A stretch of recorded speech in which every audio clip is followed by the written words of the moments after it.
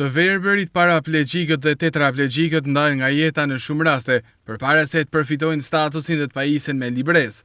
Këtë fakt e pohon përgjegjësi i ndihmës ekonomike në Bashki Shkëlzen Mustafaraj. Shpeshherë përfituesi i verbërisë, përfituesi i tetraplegjisë apo edhe përfituesi i invaliditetit punës, jo pak, po thonë edhe ka një muj, ka raste që dorëzohet dosja, mbyllet historia zyrtare burokratike këtu dhe pa dalë 2 javë, 3 javë që ai duhet shkojë të marrë rrogën, i smuri ka vdekur. Kjo tregon që ndoshta ka një shtërnicë më shumë se sa duhet në dhënien, sepse një smur me smundje të keqe nuk bëhet për javë. Ty në jepet limitin e fundit të vdekjes. Unë kam mendimin që këta kur përcaktohet edhe është e qartë që ka këtë smundje, kempi apo pavësia duhet i jepet, nuk duhet i jepet në momentin e fundit. Mustafaraj thotë se duhet të veprohet ndryshe dhe për këto shtresa, statusi nga Drejtoria e Shërbimit Social në Tiranë të mos i jepet në çastet e fundit të jetës së tyre. Duhet mu pa mua me gjallëk, mua me njerëzillë, sepse ai smura drejt asaj pune. Nuk kam pse pres 5 muaj ja jap muajin e fundit haj. Kur muajin e fundit kjo mjekësia e njeh, këtë smundje e njeh. Edhe 6 muaj para e njeh edhe muajin e fundit kur është.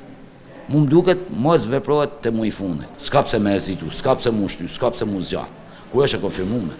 Sepse jo një, po një edhe një ka raste që pa shku me marr përfitimin e rrogës vdes. Sa i përket librezës, prej një viti tërhiqet pranësive vendore apo shërbimi social në Shkodër, por sipas Mustafarajt, sërish komisionimi të verbërve apo paraplegjikëve, tetraplegjikëve bëhet në Tiranë, çka është e lodhshme për ta. Libreza vjen te na, do ta ja dorëzojmë na, por libreza plotësohet vetëm nga Tirana, vetëm nga shërbimi social kombëtar në Tiranë. Për mendimin tim, kjo është një rrugë e mundimshme, e lodhshme për të smurin, por që ka pas edhe pasoja pozitive, se më thonë në reduktimin e disa tolerimeve të mundshme që mund t'jenë bë, sikurse nuk mund të mohoj që tolerim mund bëhet edhe te komisioni atje, se njerëz këtu, njerëz edhe atje.